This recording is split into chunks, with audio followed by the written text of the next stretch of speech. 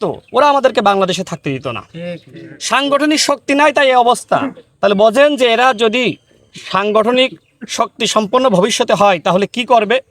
NCP আরেকটি আওয়ামী লীগ হবে। জামাত ইসলাম তো ইতিমধ্যে আওয়ামী লীগের ভূমিকায় অবতীর্ণ হয়েছে। আজকে জুলাইয়ের ব্যবসা করে মানুষকে বিভ্রান্ত করার চক্রান্ত করছে। দেখেন, জুলাই সনদ নিয়ে, গণভোট নিয়ে তারা যে ধরনের কথাবার্তা বলছে, এগুলো মানুষকে বিভ্রান্তি করার জন্য বলছে।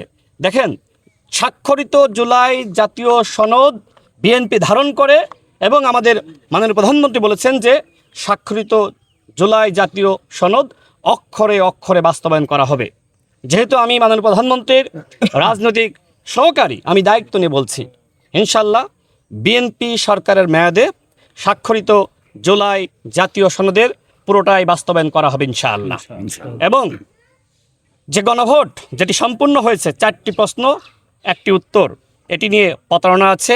বিএনপি জুলাই জাতীয় সনদে কিছু ভিন্ন মত দিয়েছিল, নোট অফ ডিসেন্ট ছিল, এবং সেই নোট অফ ডিসেন্ট সহই কিন্তু জাতীয় সংসদে আমরা স্বাক্ষর করেছিলাম। ইনশাআল্লাহ মানুষ এইগুলো জানে।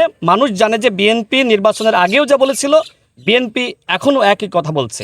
বিএনপি অতীতে কখনোই জাতির সাথে প্রতারণা করে নাই, বরং অতীতে সবসময় জাতির সাথে গাদ্দারি করেছে জামাত ইসলাম।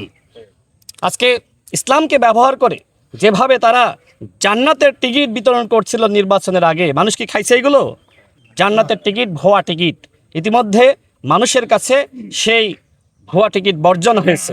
এখন আমাদের মাননীয় প্রধানমন্ত্রী যে ধরনের বিনয়ী, আন্তরিক এবং মূল্যবোধের রাজনীতি বাংলাদেশে প্রতিষ্ঠা করছে, আমি বিরোধী দলকে বলবো, আপনারা সরকারকে সহযোগিতা করুন, কারণ গণঅভ্যুত্থানে আপনাদেরও ভূমিকা আছে।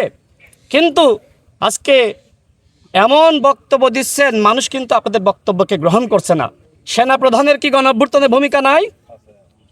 নাসিরউদ্দিন পাটোয়ারি কি বলল? যে সেনাপ্রধান দাড়ি রেখেছে, তার দাড়িকে নিয়ে কটাক্ষ করলো, যে মানুষ যখন অন্যায় করে, ভুল করে, বয়স হয়ে গেলে এরকম দাড়ি টাড়ি রেখে এক ধরনের ভাওতাবাজি করে। সেনাপ্রধানের গণঅভ্যুত্থানে ভূমিকা আছে। আজকে সেনাবাহিনীকে বিতর্কিত করার জন্য সেই হাসনাত আবদুল্লাহরা নানান ধরনের চক্রান্ত করছে। জামাত ইসলামের সাথে জোট করেছে, জামাতের আমিরকে দায় নিবে না। আজকে সেনাপ্রধানকে নিয়ে যে ধরনের বিতর্কিত মন্তব্য, সেনাবাহিনীকে নিয়ে যে ধরনের বিতর্কিত মন্তব্য এনসিপি করছে, জাতি কিন্তু এটিকে গ্রহণ করছে না। আমি সর্বশেষ বলবো, বিএনপি সরকারের উপরে আস্থা রাখুন। এই যে বিরোধী দল